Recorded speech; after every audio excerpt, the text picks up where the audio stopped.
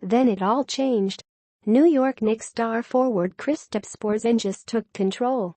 The Knicks, 5-4, rallied. The decibel level went up at Madison Square Garden. The Pacers rushed shots and made crucial turnovers. Outscored 36-17 in the fourth quarter, the Pacers, 5-5, lost to the Knicks, 108-101, Sunday night, as Porzingis, 40 points, 8 rebounds, 6 blocked shots, had a stellar performance. But the Pacers could have overcome Porzingis's effort had they played with more poise down the stretch.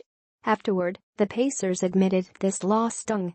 "We just stopped doing what made us so effective in the first half," said Pacers center Miles Turner, 15 points, 4 rebounds, who was back in the starting lineup, while Domantas Sabonis, 16 points, 8 rebounds, came off the bench. "You got to have these wins. You can say it's a long season all you want. These are the ones that come back to haunt you." The Pacers controlled play most of the game, but Porzingis rallied the Knicks in the last 15 minutes. The more buckets Porzingis made, the louder the Garden became, and the momentum turned in the Knicks' favor. Porzingis is tough to defend at 7'3" with a long wingspan and high release. Thaddeus Young could not contain Porzingis down the stretch, despite having a hand in his face on many of his shots. "You just try to stay with him and be aggressive," said Young. "But sometimes your aggressive nature gets you in trouble. It got me in trouble tonight, where he was getting and ones, getting to the free throw line. Then when you stop crowding him, you let him get into his moves, get into the things he wants to do. Then it's easy for him to get shots off. This loss definitely hurts. It should." After a three-pointer by Pacers point guard Darren Collison gave them a 99-97 lead with 2.5 minutes to play, Porzingis answered with an elbow jumper to tie the score. Then after Victor Oladipo missed a three, Frank Ntilikina of the Knicks made a three to give the Knicks the lead for good, 104-101. Then the Pacers made a crucial turnover when Collison's pass intended for Sabonis was knocked away. That led to a fast break layup by the Knicks' Tim Hardaway Jr., and the Knicks had a 5-point lead with under 2 minutes to the play, and the Pacers never recovered. New York outscored Indiana 11-2 over the last 2+ minutes. 2 nights earlier, Philadelphia had an 11-0 edge over the Pacers in the last 2+ minutes in a 121-110 win. Young led the Pacers with 18 points, including 4 three-pointers. Here are 3 takeaways from a tough loss. 1. The Pacers could not find anyone to carry them offensively down the stretch. The Knicks did a good job containing Oladipo, 17 points on 7 of 21 shooting, and the Pacers struggled to get good shots down the stretch.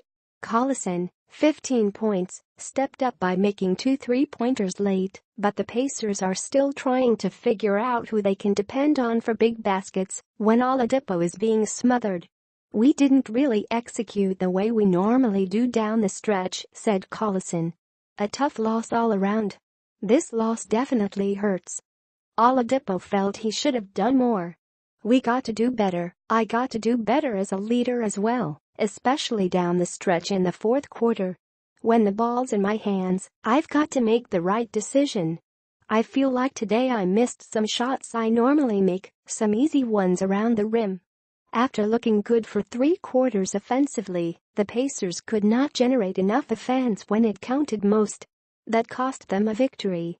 2. 10 games into the season, the Pacers have been better than most expected. Consider the Pacers have only had Turner for 3 games.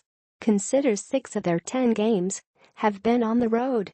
To be playing .500 basketball at this early juncture is promising because there is plenty of upside for this young team.